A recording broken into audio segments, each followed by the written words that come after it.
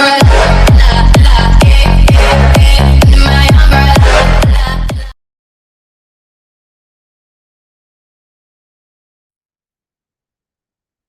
afternoon, good evening, and good morning, and happy Wednesday. Halfway through the work week, we're almost there. Well, it'll be officially summertime next week, but if you're in Northeast Florida, it's summertime. So I was sitting there cruising around Facebook looking for a story, looking for something to talk about on today's show. And I found it the other day, and it baffled me. But then I did a little more research, a little more homework into it, and there's so many inconsistencies with this topic. It's the Major League Baseball. No, excuse me. It's not called that. It's the Baseball Writers Association of America Hall of Fame. We all call it the or MLB Hall of Fame, but it's not. It's associated because of the writers. But it was talking about the highest vote getting members of the Hall of Fame. And there's only been one person that got 100% of the votes, which is still baffling to me. So the reason I wanted to do this story, and this feels like a big kind of grind my gears type moment, but that's not what this is about. Well, it is a little bit, but it's not the show Grinding My Gears starring Ralph Cordillo, which you should see right there. Take a look at his show, follow him. He's going to say it, or you're thinking it, he's saying it. But the reason for this story is the sheer inconsistencies of the voting members of the Baseball Writers Association of America. There needs to be a system of quote unquote fairness for the Hall of Fame membership. We've always been told if you're not going to be part of the problem, be part of the solution. I know my opinion's not going to go too far, but my suggestion for the pick, break the vote down into three parts. Not the writers can't have all of it.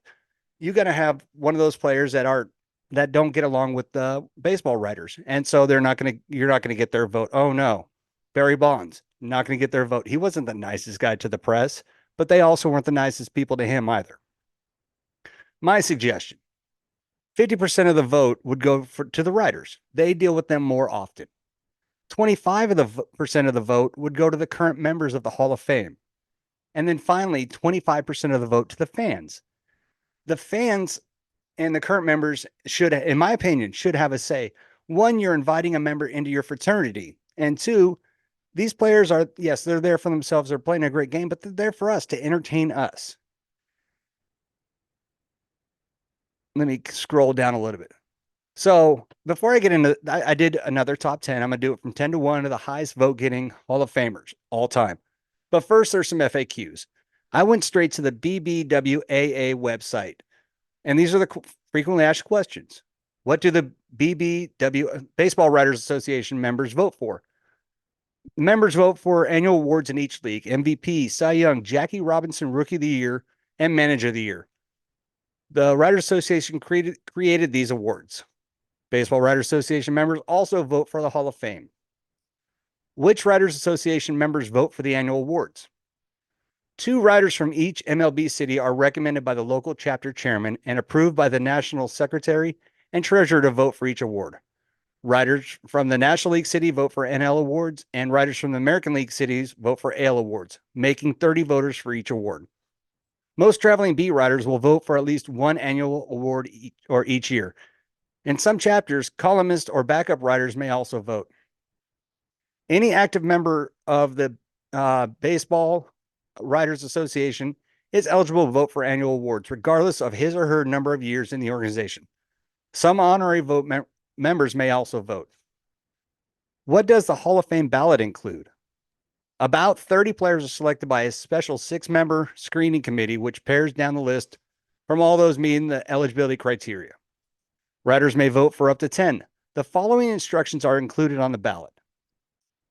Voting, and this is a straight quote, voting shall be based upon the player's record, playing ability, integrity, sportsmanship, character, and contribution to the team or teams on which the player played. Now, you can go back through history and find players that did not have the sportsman, did not have the character, did not have the contributions to their team, the integrity, the ability is there, the players' records, just there's a whole bunch of stuff. And they're voting on their opinion, which is they're around the players the most, but we watch them as well. How's the pool of the Hall of Fame voters different. In order to be eligible for the Hall of Fame vote, a writer must be an active writer of the Baseball Writers Association of America for 10 consecutive years. Once a writer receives a Hall of Fame vote, he or she is eligible to continue voting beyond the time of active membership, provided the member becomes a lifetime honorary member. In 2015, voting privileges were limited to 10 years beyond active membership. Another question. Does that mean some Hall of Fame voters don't even cover baseball anymore? Yes. They're not covering baseball. They're watching like a fan. The Baseball Writers Association trusts that its voters take their responsibility seriously, and even those honorary members who are no longer covering baseball due to their diligence to produce a thoughtful ballot. When does a Hall of Fame voting take place? The ballot is released in late November and must be returned by New Year's Eve. Who tabulates the votes?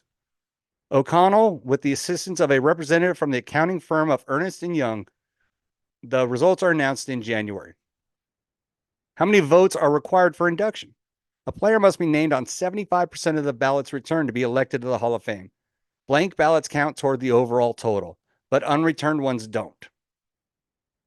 So there's some kind of inconsistency there, in my opinion. Straight, just if a player upset a writer, they're not getting in. If there's some kind of alleged controversy, they're not getting in. If there's no proof of it, but the writer doesn't like them, they're not getting in. There's so many inconsistencies.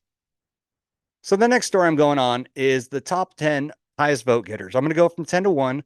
I got this information from a story written by Paul Casella of MLB.com, and it was written on January 25th, 2024. Now, this is the baffling part. Some of these guys should have been 100% got every vote. I don't understand what somebody would have against some of these players.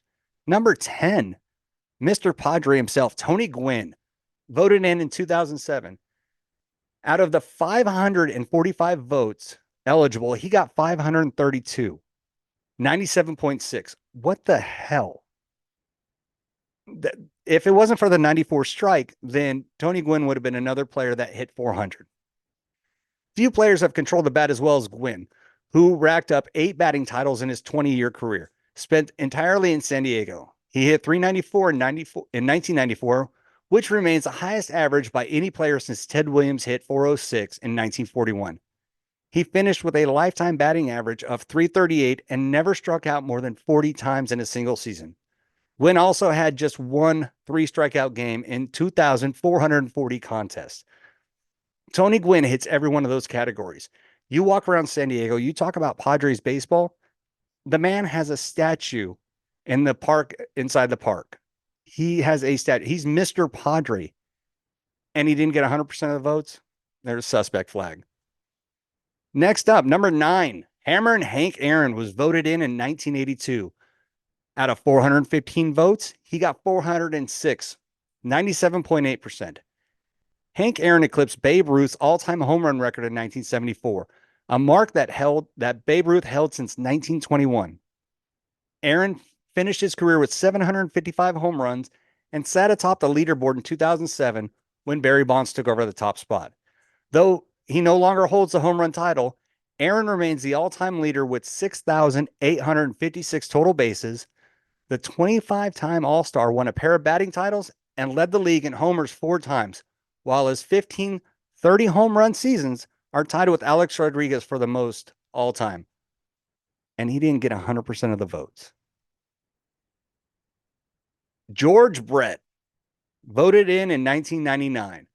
497 votes. He got 488, 98.2%. George Brett spent his entire 21-year career with the Royals, during which he was a 13-time All-Star and helped the club to its first World Series title in 1985. He was also a 3-time batting champ, including the 1980 MVP season, in which he put up the most impressive hitting line over the past century. Brett hit 390, 454, and 664, posting the highest batting average of any player since Ted Williams hit 406 in 1941. Brett and Williams remain the only players since 1940 to hit at least 390 with an 1.100 OPS. These guys are holding record. George Brett was what? Number 8 on the list at 98.2. with these impressive numbers and a World Series victory and was not 100%, something's wrong. But let's keep on going to number 7. Number 7 on the list is Ty Cobb, voted in 1936. Of the 226 votes eligible, he received 222. Not only did Ty Cobb win 12 batting titles, but he did so over just a 13-year span from 1907 to 1919.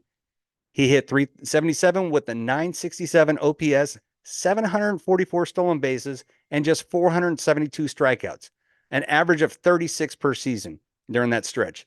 The only season he did not win the batting title during that run came in 1916 when he hit 370, second in the AL only to Tris Speaker. His 366 average remains the best in Major League history, but Cobb did not just hit for average, as evidenced by the fact that he also led the league in slugging percentage 8 times during that incredible 13-year span. These guys are putting up colossal numbers, and Ty Cobb only got 98.2%. This one kind of grinds my gears. Number 6 on the list, voted in with Tony Gwynn in 2007, Cal Ripken Jr., 545 votes. He got 537 at 98.5%. This is the baffling part. This is a record that's never going to be broken in baseball. Ripken set the Major League Baseball record by playing in 2,632 consecutive games. But that wasn't the only impressive streak for the Iron Man. He also made 19 consecutive All-Star appearances from 1983 to 2001, including the final season at age 40. Among his other accolades, Ripken was named the 1982 AL Rookie of the Year and went on to win a pair of MVPs, 8 Silver Sluggers, and 2 Gold Gloves. Again, not good enough to get every vote from every writer. This one is still a fun one. I'm going to say that every time for the next 5 because it's baffling. It's so inconsistent. Number 5 on the list is probably the scariest guy on a mound. Voted in 1999, Nolan Ryan. 497 votes. He only got 491, a total of 98.8%. 6 voters left Ryan off their Hall of Fame ballot, one fewer than the number of no-hitters he tossed over his 27-year career. Ryan's 7 no-hitters are the most by any player in MLB history, as are his 5,714 strikeouts. He won a pair of ERA titles and led the league in strikeouts 11 times. Ryan had 6 300 strikeout seasons, tied with Randy Johnson for the most all time. What more did this guy have to do? Play 3 more years to make it even 30? This is ridiculous. Why did 6 writers keep Nolan Ryan off their ballot? Number 4 on the list, Tom Seaver, voted in 1992. Received, out of 430 votes, received 425. 5 people kept him off the ballot. Vote total was 98.8%. Seaver had no shortage of accolades during his 20-year career, before coming within 5 votes of being a unanimous Hall of Famer in his first year on the ballot. The right-hander won the 1967 National League Rookie of the Year and took home his first of 3 Cy Youngs just 2 years later while helping the Mets to the '69 World Series title. Seaver took home 3 ERA titles and was 5-time strikeout champ. He remains the Mets franchise leader in every pitching category, including ERA, wins, strikeouts, complete games, shutouts. Yet somebody wanted to keep him off off their ballot. Number 3 on the list, voted in 2016, the guy with the sweetest swing in baseball ever, the kid, Ken Griffey Jr. 440 votes. He only received 437, 99.3%. Griffey came within 3 votes of being the first unanimous Hall of Famer following his incredible career. The smooth swing and all-around talent was a 13-time All-Star, 10-time Gold Glove winner, 7-time Silver Slug winner over his illustrious 22-year career. Griffey had 7 40 home run seasons and a pair of 50 home run campaigns, including 56 in his lone MVP season in '97. Really? This last one, that was not unanimous. The guy that had, obviously, I'm a Giants fan. But if you're named captain of the New York Yankees, you have no controversy. George Steinbrenner didn't make many mistakes in the late 90s, early 2000s. He put squads together that won World Series. Derek Jeter, voted in the Hall of Fame in 2020. 397 votes. He received 396. Who the hell was that one writer? Jeter came one vote shy of his fellow Yankee icon as a unanimous selection. The legendary shortstop racked up plenty of hard work through his 20-year career, spent entirely in the Bronx. A 14-time All-Star, Jeter earned 1996 American League Rookie of the Year honors and went on to win 5 Gold Glove awards, 5 Silver Sluggers. More importantly, Jeter helped the Yankees win 5 World Series titles and was named MVP of the 2000 World Series, in which the Yankees defeated the crosstown rival Mets. Jeter finished his career with 3,465 career hits, which is 6th all time, and another 200 postseason hits, which is the most in Major League history. What more did that guy have to do to get that one writer to give him one more vote? It's utterly baffling. And finally, the only player that got 100% of the votes. In 2019, he received 425 out of 425 votes. Mariano Rivera, the closer for the New York Yankees. Rivera was a model of consistency through his dominant career in the Yankees bullpen. The right-hander had a sub-300 ERA in his 17 of 19 big league seasons and a sub-2.0 ERA in 11 of those campaigns, on his way to racking up a Major League record 652 saves. Rivera was a 13-time All-Star and even shared MVP votes, even earned a share of the MVP votes 9 times, but he took his game to another level in the postseason. The shutdown corner had a 0.70 ERA over 141 postseason innings, helping lead the Yankees to 5 World Series titles. However, if he was so much better than Nolan Ryan, so much better than Tom Seaver, I remember in 2001 watching Mariano Rivera give up a hit to Luis Gonzalez that floated over the second baseman in Game 7, where the Diamondbacks won the World Series. Like I said at the very beginning, there are no consistencies with this voting process. Let the fans have a vote. Let us be a part of this. This is something that we're being entertained. The owners, the advertisers, everybody wants our money because we're the ones that buy the jerseys. We're the ones that buy the tickets. We're the ones that they play for. In all reality, they play for themselves and for their families. But if it wasn't for fans, if you look back in the 2020 season during the COVID, baseball wasn't as entertaining because there was no fans. There was cardboard cutouts. When fans came back, I saw a lot more players playing a lot harder. So these are just my opinions. But again, I think my opinion to fix the problem, 50% of the vote to the Baseball Writers Association of America, 25% to the current members of the Hall of Fame, and give us fans 25% of the vote. Well, tell me what you think. This is a very tender topic with a lot of people because you've got players like a Roger Clemens. You've got players like a Barry Bonds that had accusations, but were cleared or never tested positive, that should be in the Hall of Fame, that should be in Cooperstown. You've got Barry Bonds' bat that's in there. You've got Mark McGwire's bat. You've got Roger Clemens' glove in the Hall of Fame, but these players can't be there. It's just crazy. This has been the Sportswise Veteran. Enjoy your Wednesday. I know I'm going to go have some dinner, hang out with the wife, and we're just going to kick back and enjoy the Wednesday night together. I hope you guys have a great evening, and I will talk to you probably early this weekend or at the very end of the week. I'll talk to you guys later. Bye now.